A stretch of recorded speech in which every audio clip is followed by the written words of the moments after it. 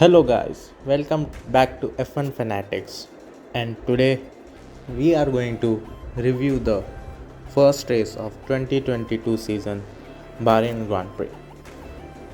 So, the biggest takeaway from this race was that finally the red scarlet Ferrari is back, and I hope that I am not the only one who thinks that this is where the Ferraris belong, and it feels really nice.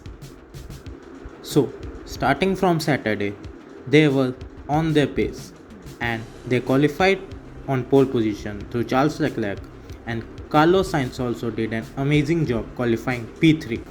And on Sunday, they delivered on their promise from Saturday and came home with a brilliant 1-2 finish for the Scuderia Ferrari team. And boy, did they totally deserve it. And on the other hand, their main rivals this season, Red Bull, had a race to forget where both of their cars DNF'd due to reliability issues. Now, Max Verstappen was in contention for the race win, and he fought a tough battle with Charles Leclerc for the lead, and Sergio Perez, on the other hand, was also right on the tail of Carlos Sainz throughout the race and was in contention for the podium finish in this race. But you all know what's the point of competing if you can't even finish the race. So, Red Bull have a job to do and they have to come back stronger and better in the next round, Saudi Arabia.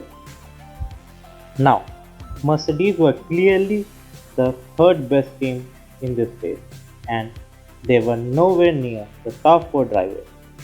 Lewis Hamilton was running P5 along with George Russell in P6 for the whole of the race, but they were almost 37 seconds away from the race leader Charles Leclerc.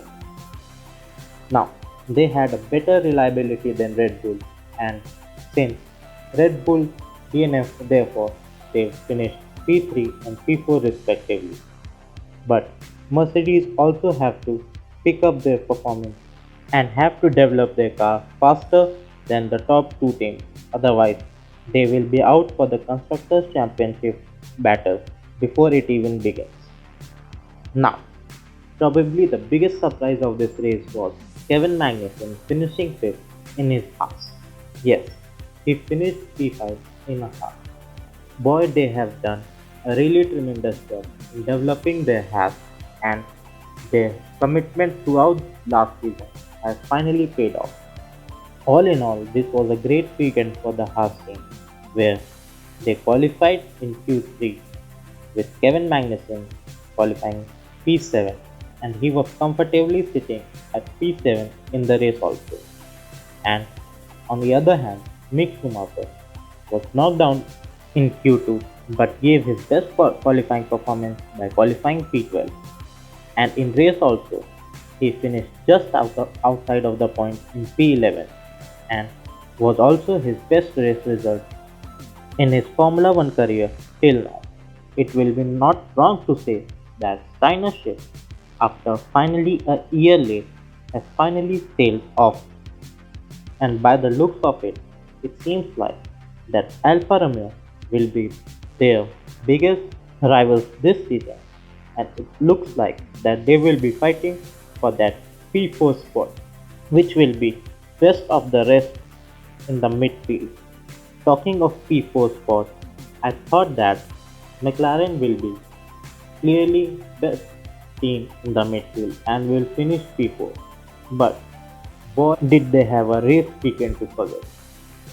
They had their issues in testing with their front brakes and also with Daniel Ricciardo being COVID positive just few days before the starting of the Bahrain test. While he was back for the race weekend, but he was nowhere near the pace and only qualified P19.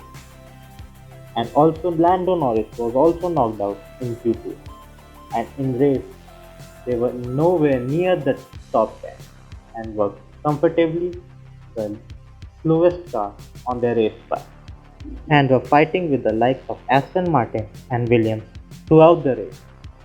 And if we speak about Williams, Alex Albon did a fantastic job in qualifying by putting his car in Q2, and in race also, he really did a great job and outperformed his teammate Nicholas Latifi.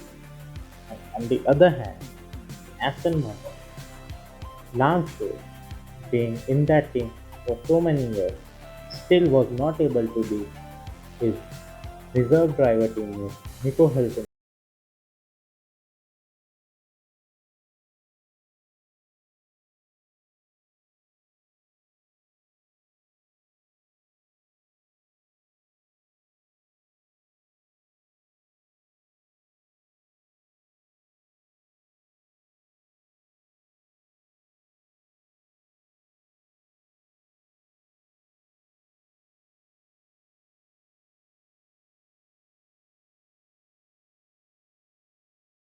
Martin wants to get something out of this season, they simply need to replace Lance because he just does not deliver when it's required.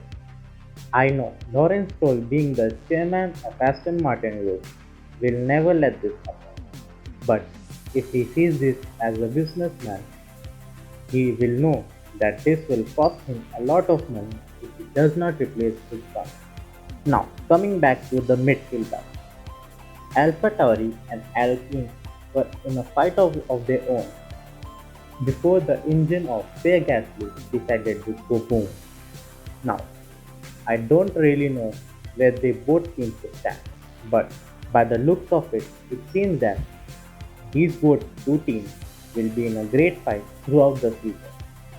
And the best team will be not only the teams which beat the other teams on racetrack, but also the team which wins the development race. Now, to conclude it, I would say that Red Bull really needs to work on their powertrain and make them more reliable. 3 out of their 4 cars DNF, which is really not a good sign. And if they do not work on this will cost them a lot of points. And on the other hand, Mercedes also need to pick up their pace and develop their car much faster than the other two top teams if they want to stay in the Constructors' Championship battle. And it's clear to see that whichever team wins the development race will win the battle in the midfield and will finish P4. So all in all, it was a great way to start the season, and we hope that all the other races in this season are as close as this one. And finally, it's really nice to see Ferrari on the winning race again. So that's it guys. Thank you for watching this video. Hope to see you soon. And please like and subscribe to the channel. And also please do share. Thank you very much.